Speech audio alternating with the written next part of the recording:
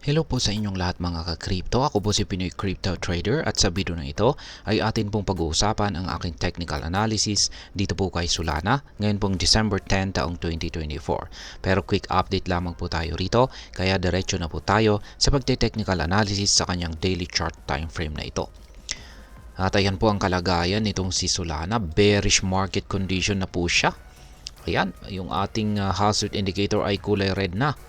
At yan na po, lumalabas na po yung mga kulay red na QQE bars natin dito. Kaya nakakaranas na po ng bearish momentum itong si Solana.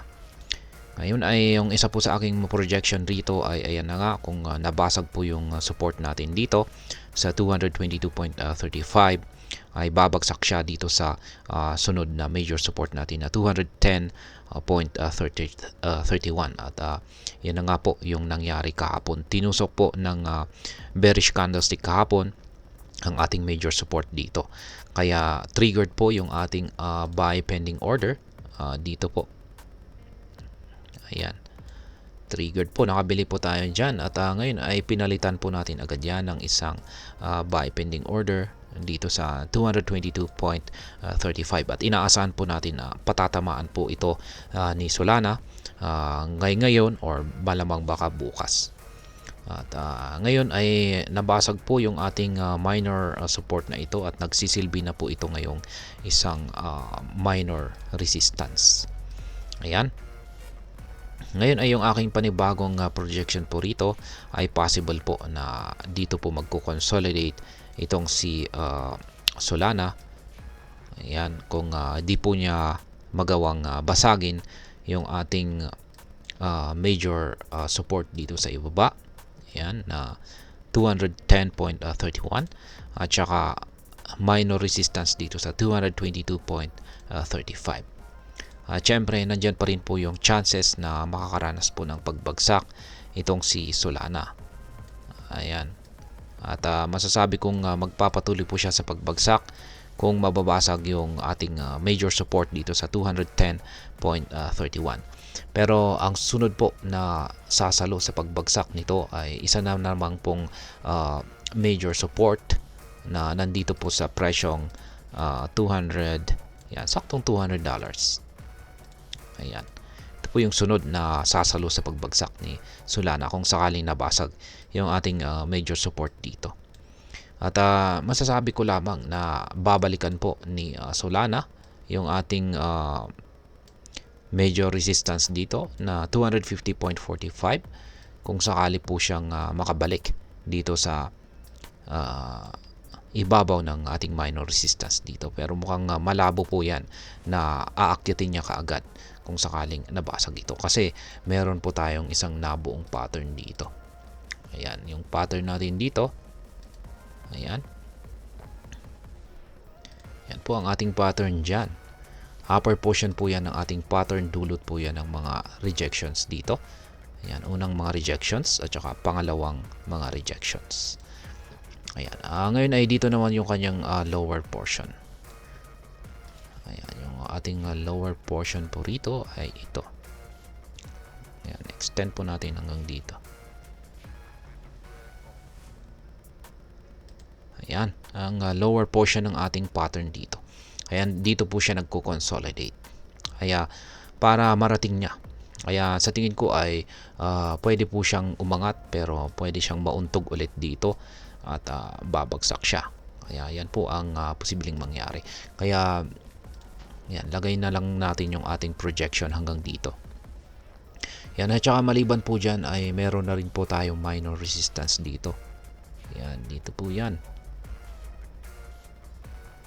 Yan. Minor resistance dito kaya matibay po yung portion dito. At saka meron pa rito. Yan, lagay natin dito. Ayan. Yung ating mga minor resistance dito na magiging hadlang sa pag-angat ng market price ni Solana. Meron tayong mga minor resistance dyan. Kaya hindi po niya basta-basta magagawang balikan yung 250.45 na major resistance natin dito. Lalong-lalo na. At ayan na nga yung sinasabi ko kanina na kulay red Yan, nagbago na po ng kulay yung ating call switch indicator dito kung saan ay naging kulay red na. Indikasyon po yan na ang kalagayan ni Solana ay bearish. Yan, nasa bearish momentum po siya. At yung ating QQE mode indicator ay nag-umpisa na rin pong maglabas or bumuo ng mga kulay red na QQE bar. Kaya ibig sabihin ay mataas po ang chances na magpapatuloy sa pagbagsak itong si Solana sa mga paparating na araw.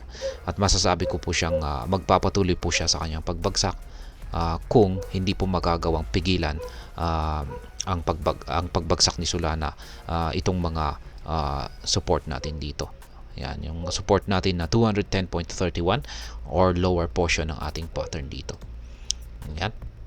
At wag po tayong mag-alala kasi kung babagsak po siya is halos may malapit po na isang support dito sa 200. Major support na naman po yan bago po siya muling bumagsak dito sa 185.28.